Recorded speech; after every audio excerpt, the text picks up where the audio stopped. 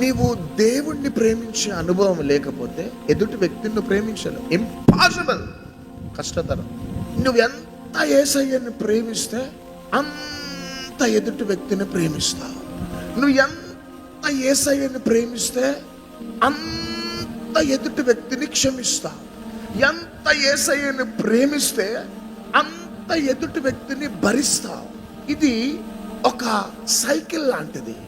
నువ్వు యేసయ్యని ప్రేమించకపోతే, ఆయన సన్నిధిని ప్రేమించకపోతే, ఇట్ ఈస్ ఇంపాసిబుల్ ఇంకొక వ్యక్తిని ప్రేమించలేము. అందుకని యేసయ్య ఒక మాట అంటాడు, అందుకు ఆయన, నీ పూర్ణ హృదయముతోను, నీ పూర్ణ ఆత్మతోను, నీ పూర్ణ మనస్సుతోను నీ దేవుడైన ప్రభువును ప్రేమింపవలనన్నది ఇది ముఖ్యమైనదియు మొదటిదియునైన ఆజ్ఞ. నిన్ను వలె నీ పొరుగువాని ప్రేమింపవలనను రెండవ ఆజ్ఞయు దాని వంటిదే. ఈ రెండు ఆజ్ఞలు ధర్మశాస్త్రం అంతటికి ప్రవక్తలకును ఆధారమై ఉన్నవని. హల్లెలూయా. మనం ఎదుటి వ్యక్తిని, పొరుగు వారిని మనం ఎప్పుడు ప్రేమిస్తాము అంటే, మనము పూర్ణ మనసుతో, పూర్ణ ఆత్మతో, పూర్ణ హృదయంతో దేవుణ్ణి ప్రేమించినప్పుడే.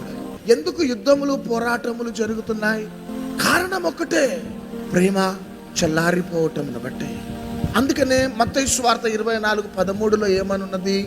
అక్రమము విస్తరించుట చేత అనేకుల ప్రేమ చల్లారిపోతూ ఉంది. ప్రేమ చల్లారిపోవటానికి, ఒకరొకరు ప్రేమించుకోకపోవటానికి కారణం ఒకటే. నీకు దేవుని మీద ప్రేమ ఉంటే ప్రతి వ్యక్తిని నువ్వు ప్రేమించగలుగుతావు.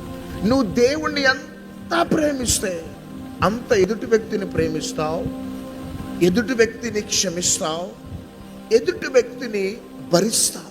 ఈ మూడు జరుగుతాయి నీ జీవితంలో. నువ్వు ఒక వ్యక్తిని నువ్వు ప్రేమించటలే, ఒక వ్యక్తిని నువ్వు క్షమించటలే, ఒక వ్యక్తిని నువ్వు భరించటం లేదు, కానీ నిన్నే ప్రేమింతును అనే పాట పాడుతున్నావు. నీవు వేషధారివి.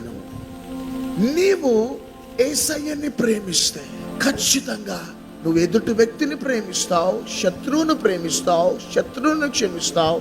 నీ భర్త ఎంత మూర్ఖుడైనా భరిస్తావు.